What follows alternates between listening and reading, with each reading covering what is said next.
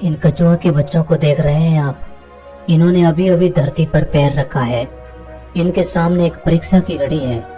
वो समुद्र की लहरों में जाकर वहां पर तैरना चाहते हैं, लेकिन अब इनमें से कुछ बच्चे ही चुने जाएंगे जो सबसे ज्यादा फुर्तीले और सबसे ज्यादा ताकतवर होंगे। वही बच्चे समुद्र की लहरों का आनंद उठा पाएंगे। बाकी के बच्चे शिकारियों के शिकार हो जाएंगे। ये नियति का तरीका है। ताकतवर को ही नियति की यहाँ जगह मिलती है, कमजोर की यहाँ कोई जगह नहीं। इस बात में कोई शक नहीं कि पुराने जमाने के लोग बहुत ताकतवर हुआ करते थे, और ये बात भी सच है कि वो लोग जिंदा रहने के लिए खाना खाते थे और हम सिर्फ जीभ के स्वाद के लिए खाना खाते हैं। चाणक्य ने अपने एक प्रसिद्ध श्लोक में कहा है कि रोटी से 10 गुना ज्यादा ऊर्जा आटे में होती है, आटे से 10 गुना ताकतवर दूध होता है, और दूध से 8 गुना ताकतवर मांसाहार होता है, और मांसाहार से 10 गुना ताकतवर घी होता है। आज की तारीख में यदि किसी इंसान को घी खाने के लिए दिया जाए तो वो 1 चम्मच से ज्यादा नहीं खा पाएगा। और यदि पुराने जमाने में देखा जाए तो उनका सबसे अच्छा खाना घी होता था। आप महाराणा प्रताप के बारे में तो पढ़ा ही होगा। वो जितना वजन लेकर रणभूमि में लड़ते थे, इतना वजन तो आज के 4 आदमी उठा भी नहीं पाएंगे। वो लोग इस दुनिया में सच में जिंदा थे, और हम शायद जबरदस्ती जिंदा हैं। आज की जो बहुत कहानी मैं आपको सुनाने वाला हूँ, इसकी बातों को दोस्तों आपको अपनी जिंदगी में उतारना होगा, तभी कहानी सुनाने का मकसद पूरा हो पाएगा। इस कहानी में हम कुछ ऐसी बातें, कुछ ऐसे रहस्य जानेंगे, आपको हमेशा स्वस्थ बनाए रखेंगे, क्योंकि पहला सुख निरोगी काया। दुनिया का सबसे बड़ा धन ही हमारा स्वास्थ्य है। चलिए शुरू करते हैं। पुराने समय की बात है। एक राज्य का राजा बहुत ही पराक्रमी था। वो राजा इतना ताकतवर था, आसपास के 50 से ज्यादा राज्य उस राज्य पर आक्रमण करने से पहले 100 बार सोचते थे। उन्हें पता था कि वहाँ के राजा और वहाँ की सेना बहुत ही ज्यादा ताकतवर है। राजा अपने प्रजा के लिए काम करता था। प्रजा के लिए जो सबसे फायदेमंद चीज होती, उसी चीज का फैसला लेता। लेकिन जब राजा अपने घर की तरफ देखता तो उसे बहुत चिंता होती। उस राजा के 2 पुत्र थे। बड़ा वाला पुत्र बहुत ही ज्यादा ताकतवर था। वो हर चीज का हुनर सीख चुका था। तलवारबाजी हो, भाले से खेलना हो या आग से खेलना हो, वो हर तरफ की चालबाजी से संपूर्ण था। उसे जो भी चीज सिखाई जाती वो बहुत ही जल्दी सीख जाता। सब राज्य के लोग यही कहते कि यही राजा का उत्तराधिकारी बनेगा। और एक छोटा पुत्र था जो बहुत ही ज्यादा कमजोर था। वो कुछ भी नहीं सीख पाया, न तलवारबाजी सीख पाया, न युद्ध की रणनीतियां सीख पाया। वो हमेशा से आलस में पड़ा रहता। राजा को ये बात बहुत ही तकलीफ देती। राजा चाहता था कि दोनों बच्चों को बराबर राज्य मिले, क्योंकि दोनों तो मेरे ही खून है ना। राजा को पता था कि ये जो बच्चा कमजोर है, ये इसकी गलती नहीं है, लेकिन इसे कुछ बातों का ध्यान रखना होगा, तभी ये दूसरे जैसा पराक्रमी बन पाएगा। इसी बात को ध्यान में रखते हुए एक बार राजा अपने छोटे पुत्र को एक आश्रम में ले गए। उसी आश्रम में ले गए जहाँ पर उसी राजा ने अपनी शिक्षा ग्रहण की थी। उन्हीं गुरु के पास अपने पुत्र को ले गया और उसे कहने लगा, गुरुदेव, मैं चाहता हूँ कि मेरा बच्चा आपसे शिक्षा ग्रहण करे। ये कभी भी कुछ भी सीखना नहीं चाहता। मेरा दूसरा बेटा बहुत ही बड़ा पराक्रमी है, वो राज्य को आज भी संभाल सकता है, और ये हमेशा से मेरा चिंता का विषय बना है। मैं क्या करूं कि इसको भी अपने दूसरे पुत्र की तरह बड़ा बना दूं। मैं चाहता हूं कि दोनों पुत्रों को बराबर का अधिकार मिले। मैं किसी के साथ भेदभाव नहीं करना चाहता। ये बात सुनकर वो गुरुदेव कहते हैं, मैं जानता हूँ राजा, इस पुत्र को क्या तकलीफ है। तुम कुछ दिन के लिए इसको यहीं पर छोड़कर चले जाओ। मैं तुम्हें आश्वासन देता हूँ कि जब तुम वापस आओगे तो तुम्हें ये पुत्र नहीं दिखेगा, इसी की जगह कोई और दिखेगा, जिस पर तुम शायद ही विश्वास कर पाओगे। क्योंकि गुरुदेव बहुत बड़े आत्मज्ञानी थे। वो उस पुत्र को देखकर ये समझ गए थे कि इस बच्चे को क्या तकलीफ है और इसे कैसे पराक्रमी बनाया जा सकता है, क्योंकि वो आखिर एक राजा का खून था। बस उसे इसी बात का एहसास करवाना था। राजा वहाँ पर अपने बच्चे को छोड़कर चले जाते हैं। उसके बाद वो शिष्य उसी आश्रम में रहने लगा। बहुत दिन बीत गया, लेकिन गुरुदेव सही समय का इंतजार कर रहे थे। एक दिन वो गुरुदेव उस शिष्य से कहते हैं, चलो आज मैं तुम्हें कुछ दिखाना चाहता हूँ। उसके बाद उस बच्चे का हाथ पकड़ते हैं और एक पहाड़ी पर लेकर जाते हैं। उस पहाड़ी पर ले जाकर वो गुरुदेव कहते हैं कि आज मैं तुझे जो सिखाने वाला हूँ वो तुम्हें ध्यान से सीखना होगा, क्योंकि यदि तुमने आज नहीं सीखा तो जिंदगी में कभी कुछ भी नहीं कर पाओगे। क्योंकि अब तुम्हारे घर जाने का वक्त आ चुका है। मैं तुझे ये एहसास करवाना चाहता हूँ कि तुम इस धरती पर क्यों आए। उसके बाद वो गुरुदेव कहते हैं जरा ऊपर ध्यान दो। ऊपर एक चील दिखाई देती है जिसके पंजे में अपना बच्चा पकड़ा हुआ था। वो ऊपर आकाश में जाती है, इतनी ऊंची जाती है कि बादलों को चीर कर ऊपर चली जाती है और वहां पर जाकर वो अपने बच्चे को छोड़ देती है।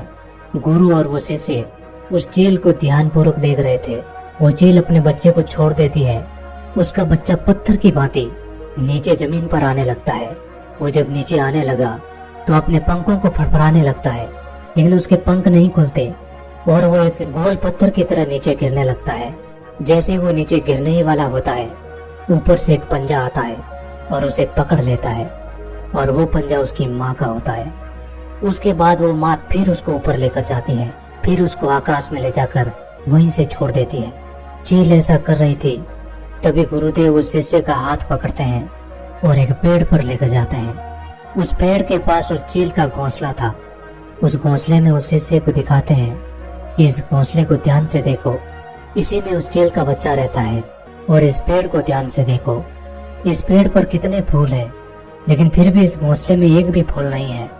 वो अपने कोमल बच्चे को इस फूलों के अंदर रख सकती है, लेकिन वो जानती है कि फूलों में रहकर ये सिर्फ पक्षी बनेगा, लेकिन जब ये कांटों वाले घोंसले में रहेगा तभी ये एक चील बन पाएगा।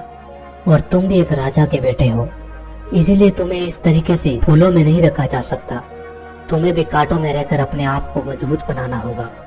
और वो चील आज यही कर रही है। वो चील अपने बच्चे को उड़ाना सिखा रही है। वो बार बार जाकर अपने बच्चे को नीचे पटक रही है ताकि वो उड़ना सीख सके। वो जिस चीज के लिए पैदा हुआ है, वो जहाँ पर पैदा हुआ है, वो अपनी माँ अपने बच्चे को सिखाना चाहती है, उसका एहसास कराना चाहती है। यदि वो किसी दूसरे पक्षी की योनि में पैदा हुआ होता तो ये सब उसे करना नहीं पड़ता। वो एक फूलों में पैदा हो जाता और फूलों में ही खत्म हो जाता। लेकिन चील के बच्चे का ये नियम होता है कि नियति उसे तभी जिंदा रखेगी जब ये सब हुनर वो सीखेगा। और तुम भी एक राजा के बेटे हो, तुम भी जब ये हुनर नहीं सीख पाओगे तो एक दिन मारे जाओगे। ये देखकर शिष्य को बहुत कुछ सीखने को मिला। उसने कहा गुरुदेव, मुझे अब बहुत कुछ एहसास हो रहा है। मुझे पता है कि मैं एक राजा का बेटा हूँ और मैं इस तरीके से जिंदा नहीं रह सकता। उसके बाद वो गुरुदेव उस शिष्य को पकड़कर आश्रम में लेकर आते हैं और वहाँ पर कहते हैं मैं तुझे कुछ बातें सिखा रहा हूँ जो पूरी जिंदगी अपने जीवन में याद रखना। चील से तो तुमने बहुत कुछ सीखा है, लेकिन तुम चील के बच्चे की तरह तो ज्ञान नहीं ले सकते ना।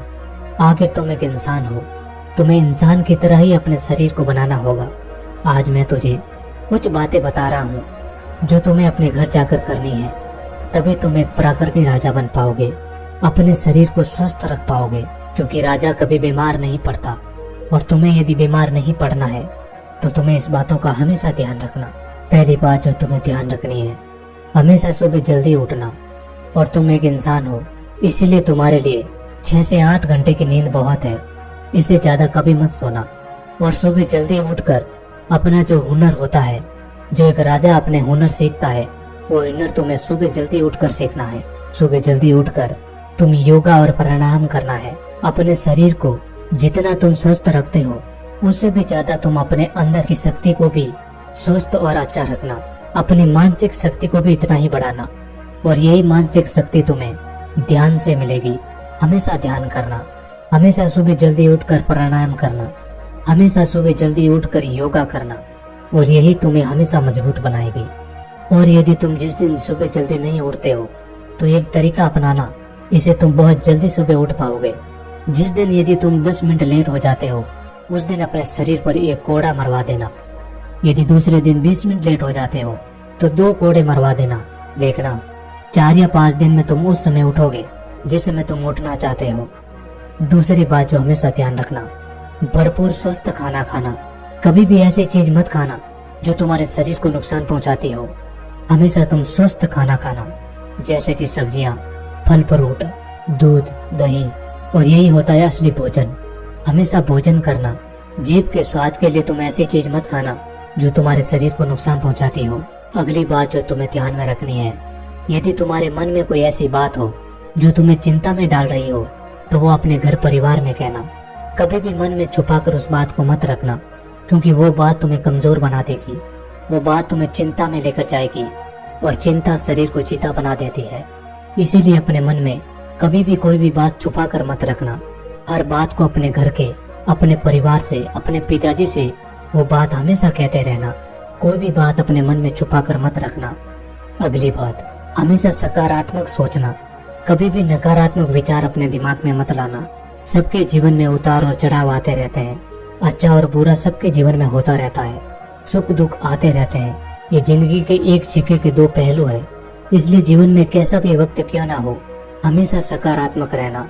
अगली बात जो ध्यान में रखनी है, हमेशा हंसते रहना, हमेशा मुस्कुराते रहना। यदि तुम्हारे मन में किसी बात की चिंता हो, तो वो बात की चिंता तुम्हारे चेहरे पर नहीं दिखनी चाहिए, क्योंकि तुम एक राजा हो और राजा हमेशा मुस्कुराता होना चाहिए, तभी जनता मुस्कुराती है। इसीलिए जब भी तुम जनता के बीच रहो या अपने घर के बीच, हमेशा मुस्कुराते रहना, क्योंकि जितना तुम मुस्कुराओगे तुम्हारे शरीर में सकारात्मकता आएगी और इससे तुम्हारा शरीर और ज्यादा मजबूत बनेगा। और लास्ट बात जो तुम्हें ध्यान में रखनी है, वो है हमेशा दान पुण्य करते रहना। हमेशा कभी भी दान पुण्य में पीछे मत हटना। तुमने सुना होगा कि पिछले राजा महाराजा ऐसे होते थे जो दान पुण्य में अपना राजपाट दे देते थे, क्योंकि वो जानते थे दान पुण्य ये सबसे बड़ा खुशी का मौका है। क्योंकि जब तुम दान पुण्य करते हो, दान पुण्य जरूरी नहीं कि पैसों से किया जाए, किसी की मदद करके भी हम दान पुण्य कर सकते हैं। इसीलिए कभी भी दान पुण्य में पीछे मत हटना, क्योंकि जब हम दान पुण्य करते हैं हमारे मन में एक खुशी आती है और वही खुशी हमारे शरीर को मजबूत बनाती है, वही खुशी हमें स्वस्थ रखती है। इसीलिए कभी भी दान पुण्य में पीछे मत रहना, हमेशा दान पुण्य करते रहना, क्योंकि जितना दान पुण्य करोगे तुम्हारी संपत्ति घटेगी नहीं बल्कि बढ़ती जाएगी। उसके बाद वो शिष्य गुरु के चरणों में पड़कर कहता है, गुरुदेव आपने जो मुझे शिक्षा दी है मैं इसको जिंदगी भर याद रखूंगा। उसके बाद वो शिष्य कहता है, गुरुदेव अब मुझे आज्ञा दीजिए, मैं अपने राज्य में जाना चाहता हूँ। उसके बाद गुरुदेव उनको जाने की आज्ञा दे देते हैं। दोस्तों, उम्मीद है ये कहानी आपको पसंद आई होगी और इसमें बताई गई बातों को यदि आप अपने जिंदगी में अप्लाई करते हो तो दोस्तों आप हमेशा स्वस्थ रहोगे और हमारी कहानी सुनाने का मकसद भी पूरा हो जाएगा। और यदि कहानी पसंद आई तो वीडियो को लाइक और चैनल को सब्सक्राइब जरूर कर देना। मिलते हैं अगली कहानी में, तब तक के लिए अपना ख्याल रखें।